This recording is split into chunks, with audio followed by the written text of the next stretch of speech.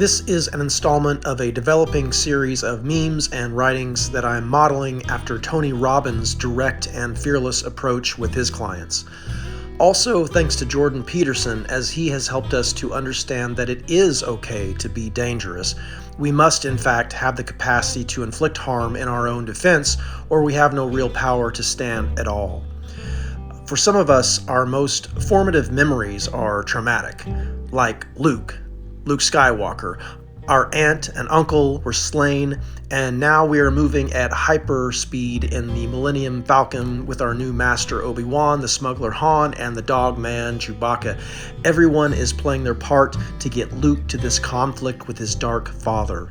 Initiation ceremony. Who is under that Vader mask? James Earl Jones? No. We can only see ourselves, just as Luke saw himself under the Vader mask on Dagobah as he trained under Yoda. Many of us are waking up. We are awakening to the understanding that we have been lied to on many fronts. "You're not my father," he never said that. Then possibly we discover that the only way to confront those liars out there is to understand all the many and diverse ways that we have been lying to ourselves. We must face that dark father in ourselves to become victorious. We go to church, we speak in tongues, we sit in meditation, we downward dog, we participate in spiritual programs, we discipline our minds and bodies in countless ways, we practice, we ascend, we transcend, we allow the teachings to grind us up. Hardly anyone is over it. Some of us were raised on violence and shame. We have yet to process the depths of our relationship to trauma. The cross is a symbol of our trauma. We have been instructed to be so strong as Jesus, to forgive while the nails tear our flesh, pulled by the weight of our body. We discover that it is impossible without what we call grace. Then that grace is reborn in us as many times as it takes. There seem to be infinite ways to love wrongly, and the depths of love does not often respond to our inner behavioral psychologists, our drill sergeants, or our puritanical asceticism. And yet somehow we have been called to this perfection.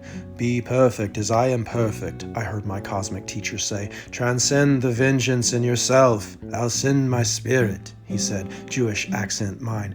We have been instructed to take up our own cross, to learn to forgive. We are told that we should not be surprised when we are betrayed by a kiss. We are guaranteed failure, death, always before resurrection.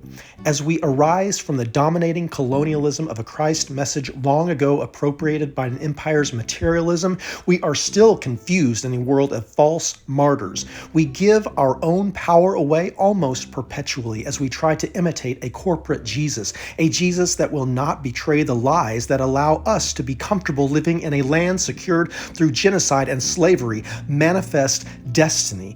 And so we begin to see the genocide and the slavery in ourselves, and we flog ourselves for long hours, and we repent of our masculinity, and we cower against the threats on our lives because we are afraid to be a bother, and we are also afraid to bother you.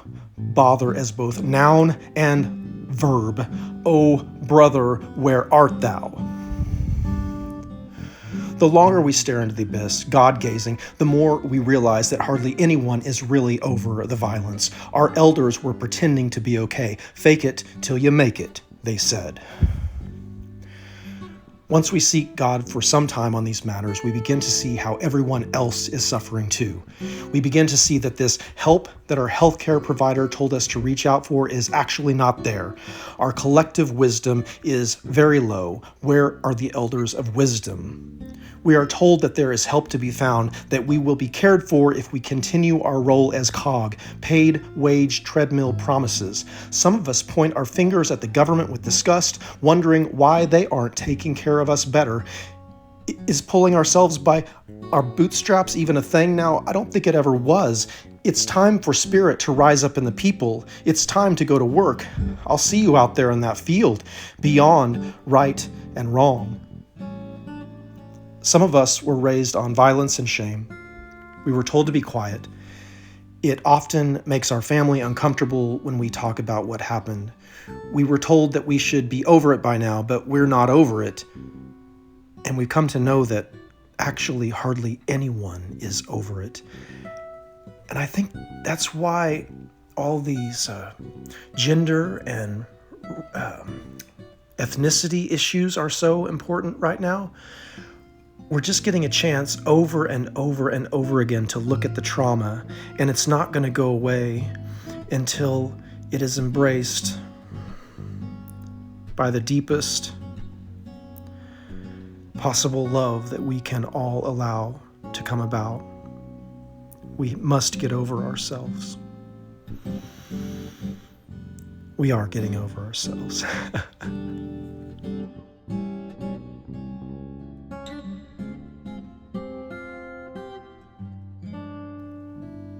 Grace, the one ineffable formlessness which unifies us through layered dimensions, that which draws us into communion even as we participate in these small-minded hell realms of our own creation, labor, and the expression of worth.